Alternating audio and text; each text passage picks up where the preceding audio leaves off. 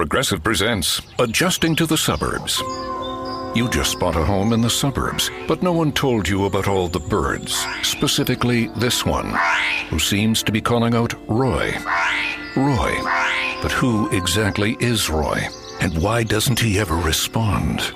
Maybe Roy is just bird speak for save with Progressive by bundling your home and auto. I guess until Roy answers, we'll never know. Progressive Casualty Insurance Company. Coverage provided in service by affiliates and third-party insurers. Hey, it's Mistress Carrie, reporting for duty from MCHQ for episode 66 of the Mistress Carrie podcast. This episode of the podcast is sponsored by Digital Federal Credit Union, better known by all of us as simply DCU. And whether you're driving off the lot or refinancing, DCU can help you save on your next auto loan with rates as low as 1.49% APR. You heard me, 1.49% APR. You can learn more at dcu.org/auto. Insured by the NCUA, membership required. So whether you're looking to get brand new wheels or you're just looking to refi the ones you have, head to dcu.org/auto. This episode of the podcast is also sponsored by Jag in Detroit Podcasts. John Jag Gay is a Malden kid who's been transplanted to Detroit. And if you're looking to get into podcasting, you need an expert to help. And he helped me. Whether you're trying to figure out how to get started with equipment and setup, or maybe you want to have a podcast for your business and need someone to take care of everything. From recording, production, editing, and getting it all online, Jag in Detroit Podcast can help make that happen for you. With over 15 years of radio experience and 4 in professional podcasting, that means your show is going to have the sound of a professional radio show. He'll even co-host it with you if you need somebody to do that. Nobody can tell your story or your business's story better than you can, and Jag can help. For more details, log on to jagindetroit.com. That's JAG in Detroit.com. Okay, this episode of the podcast I was super excited about because Myles Kennedy is, number one, extremely busy. And number two, he doesn't do a lot of interviews, as you'll hear in this episode, because he's protecting his voice. So whether he's touring with Slash featuring Myles Kennedy and the Conspirators, whether he's touring with Alter Bridge, or whether he's out on a solo tour, especially now as he's getting ready to support his new solo album, The Ides of March. Between traveling and press and getting up on the stage every night to be able to give the audience the best performance possible, you don't get a chance very often to sit down and talk to Myles. And I had heard he was an amazing guy, totally sweet and open and honest and approachable. But I never really got a chance to sit down with him and have a conversation. And I always kind of wondered why. And now I know. So I was honored that Myles took the time before he hit the road on the Ides of March tour to talk to me about his solo album, how he's been spending his time through the lockdown, to talk about how he takes care of his voice, to give me marriage advice, and to talk about songwriting. We even talked about Svengoolie and Buck Rogers. And at some point, conversations always go to the dogs. Literally, we talked about our dogs. I really enjoyed getting to know Myles, and he was exactly as people had described him to be. Charming, wonderful, approachable, open, honest, and so much more. So allow me to introduce you to Myles Kennedy.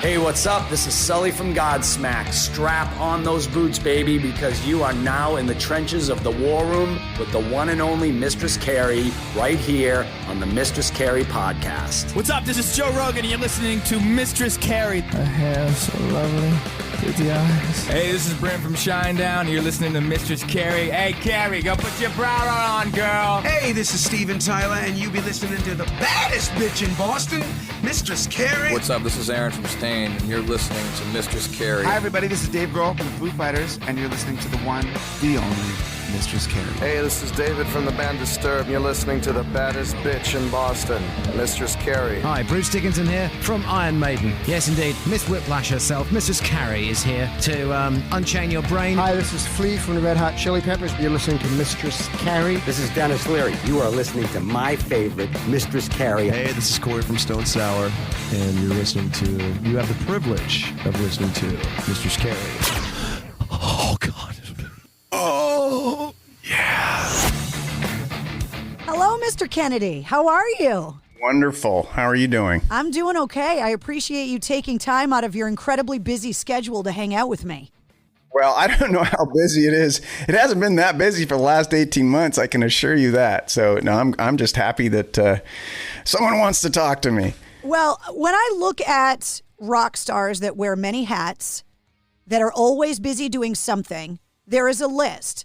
There's Dave Grohl, there's Corey Taylor, there's Mark Tremonti, and there's you. It seems like you are just always doing something. Yeah, I think for whatever reason, I just I don't like to sit around. I don't enjoy downtime. Some people like vacation. I dread vacation. So let's keep working. Well, for the last 18 months, you haven't been able to do very much out on the road. How was that adjustment for you being home so much? You know, it was good in some ways because it allowed me to reconnect with my family and kind of power down and kind of reevaluate where things are, you know, and wake up in my own bed. So that's been good. You know, it's been good to catch up on about 10 years of lost sleep from touring nonstop.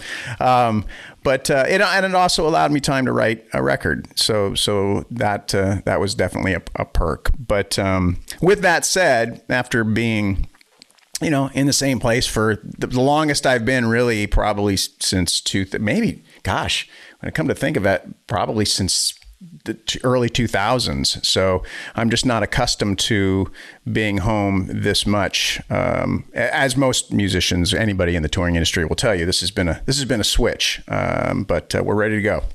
I was looking for some advice from you because the entertainment industry and rock and roll does not a long, happy marriage make. And you celebrated your 18th anniversary, and I just celebrated my first anniversary. I got married in the middle of the lockdown. So now that you've been home for probably the longest amount of time since you guys got married, do you have any marriage advice for me? Oh, gee. Well, first of all, congratulations. That's awesome. Yeah, I'm a firm believer in marriage. I think it's pretty awesome.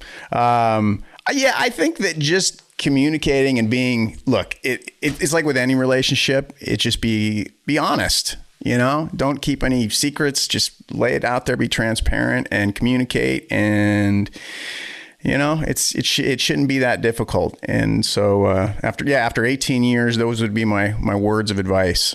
During the lockdown, I realized how special my dog was. Not that I didn't know Wednesday was important before, but especially over the last 18 months, having that, you know, that constant love and companionship. You're a dog guy too. Did it make you appreciate Mozart a little more? Yeah, he's funny, man. I mean, he's just got so much attitude. He's such a little character. And I definitely have come to realize that he rules the roost here. I do appreciate him. Yes. But I'm now very aware that we are essentially we're his little helpers, and he does what he wants when he wants. He's funny because he's 6 years old and he still has toys. The Shih Tzus are funny because they're very routine. You can set your clock by a Shih Tzu. So he wants breakfast at a certain time, and then after he has his breakfast, he has this thing called face clean. He knows face clean, and he waits for his face to be clean, and then you give him a treat, and then it's like immediately he runs where he knows the toys, and now you get me my toy, and I play with my toy. And it's very bizarre. Both Celine and I have come to the realization that we are simply his helpers, and we're cool with that because he's cute as hell. He's not going to be happy now that you're going back out on the road. He's not going to like it at all. I don't think he's going to adjust very well to that, but he'll get it figured out. So you had all of this time to be able to write the Ides of March. If you had written this album during your normal life of touring and jumping between all the projects, how different would this album have sounded? What influence over the songs did that extreme lockdown time have? Well, it certainly informed the narrative. I mean, I think that because there was so much uncertainty when I embarked on the writing process, this, started in March of 2020, and most songs were then written or finished by June. And that was an interesting period because there was still a lot of uncertainty. We didn't know where things were going. There was just so much to learn. And so I feel like the songs, it's palpable. You can hear that in the tone of the lyric.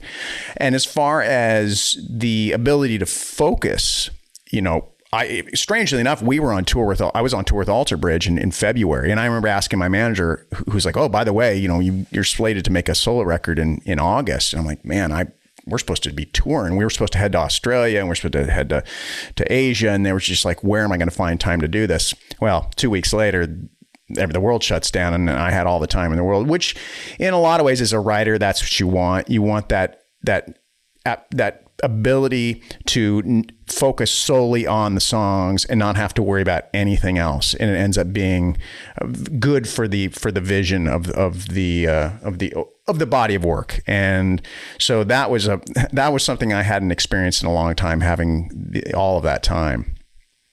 You've done 2 solo records now, and obviously you mentioned Alter Bridge, and then there's this other guy that plays guitar that you play with sometimes, Slash.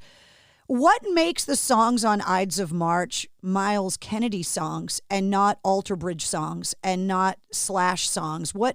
How do you compartmentalize your creativity and decide, okay, well, this song I'm going to use for this project? And is it the collaboration and that this you got to do by yourself? Yeah, I think that's the main difference is they're very different processes. So with Alter Bridge, really up until Walk the Sky was a different kind of record because Mark and I essentially showed up with a lot of those songs completed on our own and then presented them to each other and then the band. And that was just because we were so busy. We were touring in all of our other entities. But up until then, it was Mark and I getting together and we take pieces, put them together, and that's how the songs would be created. With Slash, it's the same sort of thing. He'll present basically a track of music, and then I will put my melody and my lyric to that. So, it's never something where I should call up Slash and say, hey, I've got this riff. I mean, come on, it's Slash. Like he's a riff master. So that's the last thing that's going to happen. If you did that, how would he react? I think it would just be, about a 10 seconds of silence and then maybe a little chuckle. And he'd be like, okay, man. That's cute, Myles, as he pats you on the head. That's a cute little guitar player, Myles. You keep up the good work, buddy. Did you start playing guitar first, or did you realize you could sing first when you were a kid? I took the singing thing for granted. I thought everybody could sing. I didn't really think much of it. And so I started playing guitar when I was about 14 or 15 and was just obsessed with it. And I didn't want to sing. I was a shy kid, and I knew singers had, they were the guys that stood in the center of the stage and kind of had a certain thing that they did. And I just wanted to play guitar, maybe step up for 8 bars or 16 bars and do a solo, then step back and hang out by the drummer. I was good with that. But when I started writing songs, then I realized, okay, well, I think I'm going to have to take that singing thing and utilize it. And I'm glad I think if I hadn't done that, or if I hadn't been aware of that particular part of what I do, life would have turned out differently. Do you still have your first guitar? I do. As a matter of fact, it's so my first guitar was my biological father, he'd started learning to play on this, and it was kind of a cheap nylon string. And my mom told me that my little brother and I used to sit there on the bed and watch him kind of pluck around and play chords. So that was the guitar he had, and then he passed away, and then I found it. So I was 4 when that happened, and then I found it again about, I don't know, 8 years later, sitting in a closet. I'm like, what's this? And I said, that was your dad's guitar. So that when I started learning the first few, I think I learned Breaking the Law. That was like one of the first songs I ever learned. I would play on that guitar. Yeah. When you start playing guitar and you realize there's a proficiency there, right? That because if I picked up that guitar out of a closet, nothing would happen. And then you actually started teaching people guitar. So if you, in your professional career, were working with anyone else, you would be taking over a lot more of the guitar parts, but you have this uncanny ability to surround yourself with guitar players that aren't just proficient. They're otherworldly. Yeah, somehow I don't know how that happened.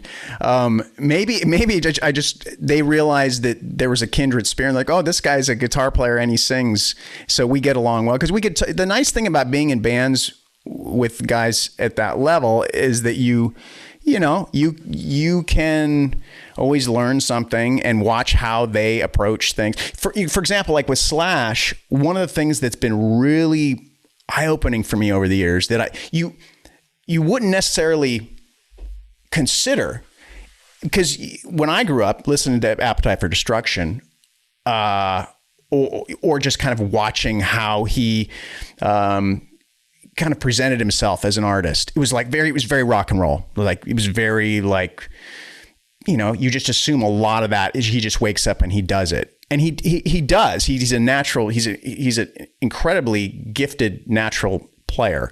But he really does understand how rehearsing and repetition is such a foundation for being an accomplished player or a decent band. So he's somebody who I've learned from in that respect, that it's all about rehearsing and rehearsing a lot.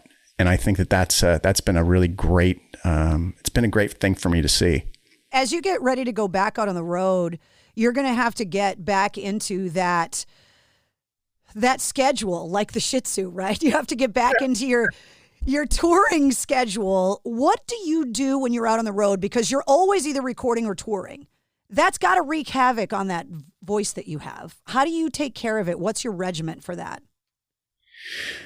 Well, it's a kind of a drag because I love this. I love talking to people, but on the road, I don't get to do that much. And I don't get to do a lot of press because I'm always aware of the show that night. And for whatever reason, talking and my voice just don't go as far as being able to produce that night. It's always been that way. And there's some guys who can talk all day and they can show up and just kill it every night. My voice is kind of finicky. So I've had to understand that. And it's something where I just try not to use my voice a lot during the day and save it for the show, which is, it's kind of, it is what it is. And I've been doing this for a long time and I've just learned to deal with it. I mean, I make a living just talking, and at the end of the day, just talking, my voice is tired. Never mind having to go out and hit the notes you hit every night. Talking is tough on the voice. It's funny. I didn't realize how difficult it was until I started. Okay, so back in the 90s, I would teach. So I would teach all week, and then it was like mid-90s, and then I would travel to Seattle and play shows, which is like 5 hours from where I live here in Spokane. And I remember by Thursday, I was talking all day, teaching people the guitar, and then I'd be like, man, my voice is tired, and I haven't even been singing, and then show up Friday in Seattle and be like, why is my voice so... This is the first gig in the last week, and it was, it's because of the talking. I read something, and I wasn't sure if it was true. Being from Boston myself, were you really born in Boston? Beth Israel Hospital, right there in Boston. Yeah. How long were you there? 4 years. Not in the hospital, but I mean in Boston growing up. was in the hospital for 4 years. No, so yeah, I was born there, and we lived in a few different places. Weymouth, so in the outskirts there, and we ended up leaving right after Dad died. So Mom was just like, let's start over, and then we moved to Wisconsin from the Boston area. But it's like I always wonder how different life would have been had I stayed in Boston, because there's so many great schools there, like music schools. I always have dreamed of what would it have been like if I stayed there and gotten to go to Berklee School of Music. That was always kind of like a dream. So just so many great musicians have come from that whole thing. Well, the reason why I ask is that I'm fortunate enough to talk to a lot of musicians and artists. And one thing that always kind of comes up is that no matter how young they were when they moved and how long they've been away, there's always a little of that Boston attitude that seems to have stuck with them if they were born here. Interesting. Yeah. So there's got to be something in you that still, whether it's your temper or the fact that you like to drive fast, or there's got to be something that stuck with you. I'm really glad you brought that up, because there is this thing. I was just talking with somebody about this. I consider myself pretty mellow in general, but there is this weird thing every once in a while, and it's when driving, where it's very East Coast, where it's like somebody does something and it's like a switch goes off, and I'm like, where did that come from? So it must be Boston. It all makes it. Yes. Thank you so much for enlightening me today. Now I understand. It was something that I didn't realize, because you take for granted when you're born and raised in one place, right? But as I started talking to people, like I interviewed Diamante. She was born in Boston, but moved away when she was 12. So it's not like she'd learned to drive in Boston, but it doesn't matter how young you were. There always seems to be this little bit of Boston that sticks with you like herpes, and you can't get rid of it. Yeah, you heard it here, folks. Exactly. This is what we do on the Mistress Carrie Show. It's just what we do. We're inappropriate a lot of the time. Amen to that. That's all good. One of the things that I wanted to talk to you about, speaking of Boston, is before the lockdown, I ran the Boston Marathon, which being born and raised in Boston and working in radio at WAF all those years and broadcasting from the finish line, you're with thousands and hundreds of thousands of drunk people, and everybody's like, I'm going to run it one day. And then I did. And I wanted to bring it up because being music people understand this kind of thing, right? That if you're going to do something, you need like a playlist. You got to put music together. And so I put all this rock music kind of in this long run training playlist. And so I had set this music to be at certain points in the race, knowing how slow I am as a runner. And I got to tell you that between mile like 23 and 24, when things get really hard mentally, Alter Bridge Before Tomorrow Comes was on my playlist. And that song, to this day, I know mentally helped me get through a really difficult part of the course. And every time I hear that song, because it pops up in my playlist and stuff, it brings me right back to that part of the race. And it was, I don't know what it is about that song, but it helped me get across the finish line. So I wanted to say thank you. You know what? That's really amazing to hear. Because you, as an artist, you don't always get to hear those stories. And boy, I mean, that's heavy. I mean, I used to be a runner myself, and I know how difficult. And I've never run a marathon. I've always dreamed of being able to run a marathon, but my knees just are like, no, that's not going to happen. I have bad legs, bad back. There was something about it that I was just like, I just want to tackle that beast and see if I can beat it. Well, you did. That's amazing. And the fact that Before Tomorrow Comes helped you on the journey and helped, push you across the finish line. That's, wow, amazing. Thank you for sharing that. Awesome. I talk to a lot of songwriters, and because you do so much songwriting, either by yourself or in the collaborative process with the amazing artists that you work with all the time, I ask this question of every songwriter, and I don't care the genre of music or the era of music or who the artist is, But as a songwriter, from your perspective, can you give me an example of what you consider to be exceptional or perfect songwriting and explain from a technical point of view why that's such good songwriting? Like a song that is so crafted that you covet it and say, God, I wish I wrote that song. Jeez. Well, happy birthday, because imagine the publishing you'd be getting off of that bad boy. Isn't it public domain now? Isn't it free now? It's public domain. Yeah. I'm just joking. I mean, there's so many as a writer where you hear it and it just makes you scratch your head. You know, how do they do that?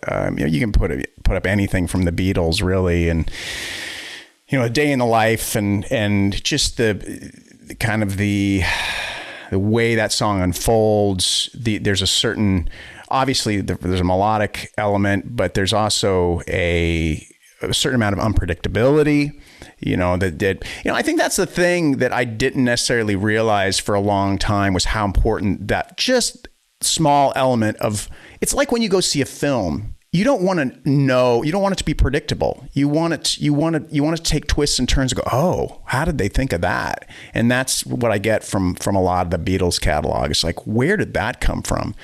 And especially with the Beatles was, how did they record all of that on the equivalent of a 4-track? Like it's absolutely mind blowing.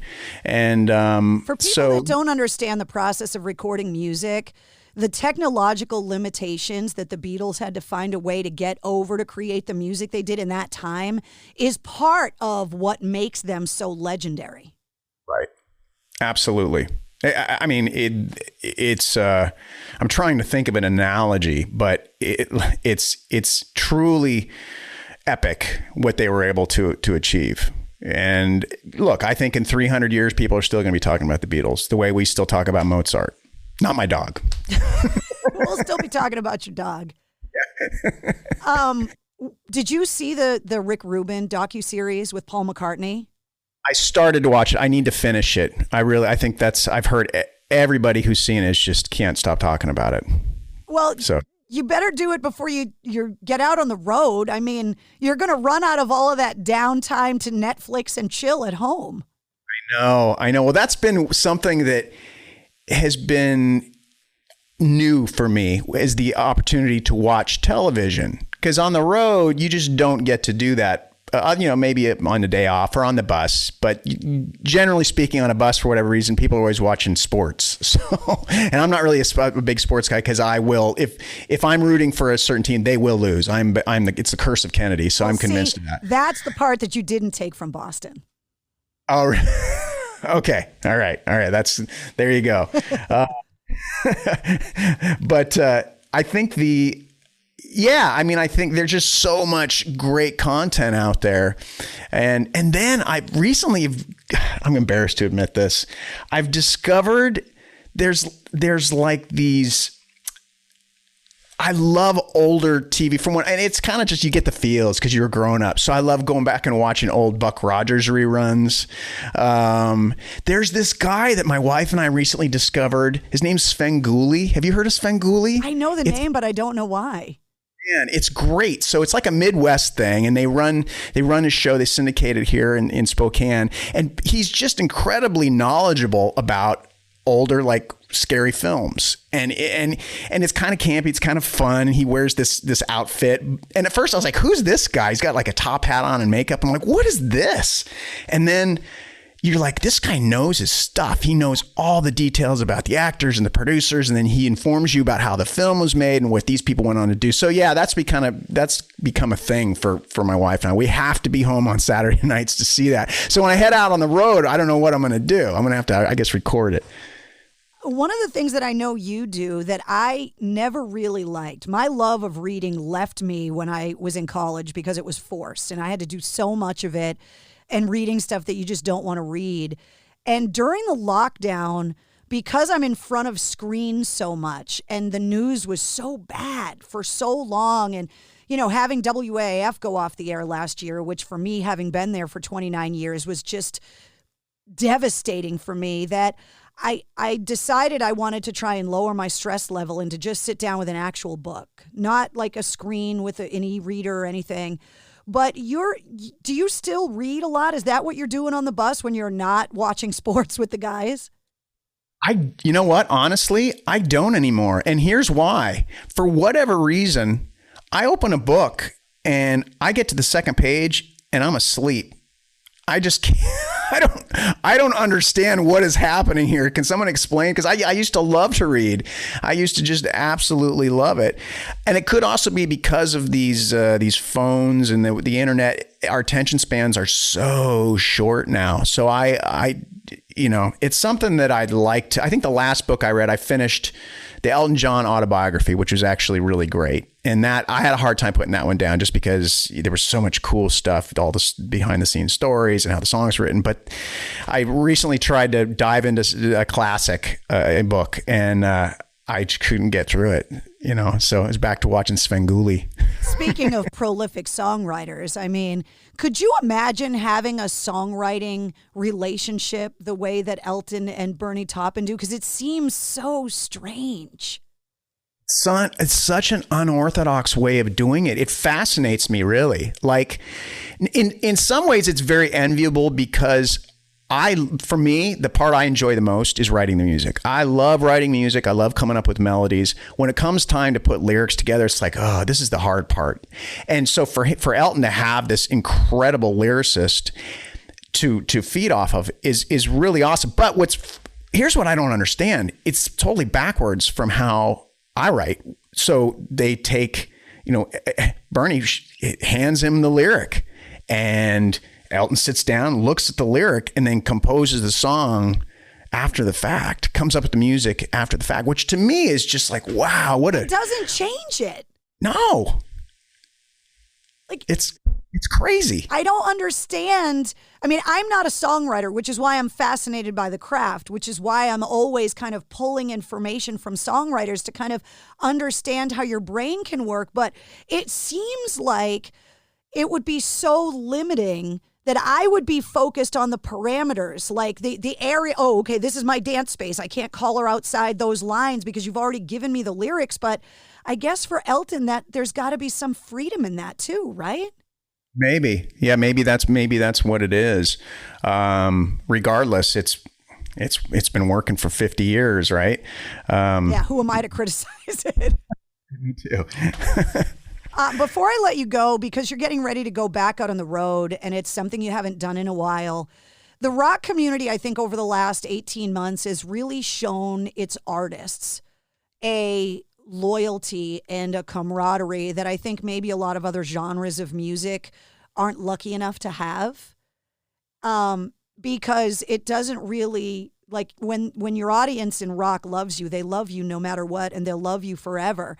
So can you just talk to me about your fans and, fans of Alter Bridge, everything you do with Slash, just the fans and what they've meant to you and what that support has meant to you over the last 18 months? Yeah, the fans are, it's interesting because a lot of rock musicians this will come up, for whatever reason, they are the rock fan is about as devoted and as loyal as anything. I'm truly blown away by that and always have been. And I think that, as time goes on, especially for someone like myself who's been in the business now for, a few decades, and I still see the same people at the shows. It's like they don't move on. They stick with you through thick and thin. They give you a chance. Like for me with these solo records, I understand that I'm making records from a genre standpoint that may not be everybody's cup of tea. It's something that I need to do for me, and it's part of the artistic process. And I am blown away at how many of them not just allow me the luxury of doing that, but also come along for the ride. They'll show up to the shows knowing that I'm not going to play a bunch of Alter Bridge or Slash tunes. I'm going to play songs that are more focused on the solo realm, and they're great. So yeah, I mean, I'm I'm super. We're all lucky, those of us who are in this genre, because if you're a pop artist, it's different. It's a different thing, you know. It seems like fans are a little more, can be, not in this is generalization, but can be a little more fickle. And here today, gone later today. But with rock fans, metal fans, it doesn't seem to be the case. You're going to be out on the road, and we're getting ready to commemorate a pretty somber 20th anniversary in 9/11. And that night, actually, Seven Dust is playing here. So I'm going to spend that anniversary with the Seven Dust guys and to go to that show. And I know there's going to be so many veterans, military personnel, first responders that are going to be looking to go out and do something. And you're going to be out on the road as well. Can you believe that it's been 20 years and that, I mean, it blows my mind that it's been that long. It's pretty crazy. I think it seems like it was just yesterday, you know. It was, what a day that was. I'll never forget it. I was actually, somebody had just passed away, and I was driving it was about 9 in the morning here on the West Coast, and I was driving to their house to leave some flowers that I got, and I turned on the radio, and I was like, "Is this like War of the World? I mean, this isn't real, is it? There's no way." So I drop off the flowers, head back to the house, and turn on the TV, and it's still so fresh. Those memories will never. I don't think they'll ever disintegrate, because it just had such a profound effect on the world as we knew it. But it is pretty incredible that 2 decades have already passed, and how much technology's changed. Like you talk about, like you didn't even know, right, until you got in the car and you put the radio on. Now it would be impossible for you to not have known, because you would have woken up, checked your phone. There was no Twitter. I think younger people have a hard time kind of imagining that we were almost in the internet dark ages still. Exactly. Yeah, it definitely, so much has changed. I mean, imagine how different it's going to be 20 years from now. Like, it's crazy. We're going to be asking young people to help us figure out the technology, because we're going to be those old people that have no idea what we're doing. Right. Exactly. Well, you're headed out on the road. You're touring with the new album, obviously, The Ides of March. And then what happens? Provided the tour goes off, then what happens? Then I come home and I watch more TV. I really do love this new thing called the television. No, we'll see. I mean, hopefully things will kind of get back to the way they were over the next year or two, and we can all do what we do. I hope so. I mean, right now when you go out and tour, there's just a lot of protocol. It's a totally different thing. And so, but do you already have like Alter Bridge stuff lined up and stuff with Slash lined up when he's done with Guns N' Roses? Yeah, generally in my realm, things are kind of planned for the next 3 years. So provided that the universe allows it, hopefully we'll be getting back in the saddle and making records with all these entities and touring and getting back to the way things were pre-2020. That's the goal. Myles, it was so great to catch up with you. I know because of your vocal regimen that a lot of the time when you come to town, we don't get a chance to talk. So I really appreciate you taking the time. And, hopefully the tour goes off without a hitch, and it'll be nice to get out in front of the fans again. Absolutely. And it's been a real pleasure talking with you. Thank you so much for your time. Of course. Anytime. You're welcome on the show. Anytime you feel like beating up your voice by talking so much. All right. We'll do it. See you later. Thank you. All right, you take care, all right? There he is, Myles Kennedy. Like I told you, he couldn't be any more gracious and sweet and approachable, and I absolutely loved talking to him. Now, in the show notes of this episode, check out the link for the corresponding playlist. I make one for every full-length episode of the Mistress Carrie podcast. It's filled with all of his music from his new solo album, The Ides of March, Alter Bridge, Slash featuring Myles Kennedy and the Conspirators, and all the other music that we talked about. You'll also find all the links to find Myles online, Alter Bridge online, and Slash online. And if you liked what you heard, don't forget to subscribe so you don't miss anything from the Mistress Carrie podcast. New full-length episodes come out every Wednesday. Plus, every weekday, you get the Sit Rep. The Situation Report gives you all of your rock news, music headlines, and industry info in less than 5 minutes. And thanks once again to our sponsors, Digital Federal Credit Union at dcu.org and Jag Detroit Podcasts at jagindetroit.com. You can always find me online at mistresscarrie.com, or every Tuesday night at 8:30 Eastern, you can find me live on my Facebook page for Cocktails in the War Room. The Mistress Carrie Podcast, a proud member of the Pantheon Podcast Network. And now another no-brainer money-saving tip from Progressive. Marcus, what happened? I was changing my oil and I spilled some on the floor. Oh, well, use these $50 bills to wipe it up. Perfect. Got any more? Yeah, take a couple hundred. Stop. Instead of using money, use an old rag. And here's a better tip from Progressive on how not to waste money.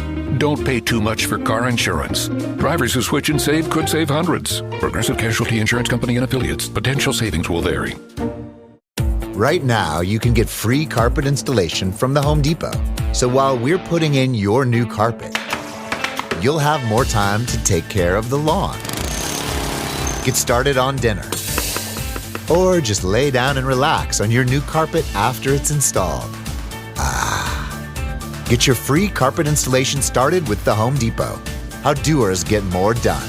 Minimum purchase of $4.99. Exclusions apply. U.S. only. See store for details.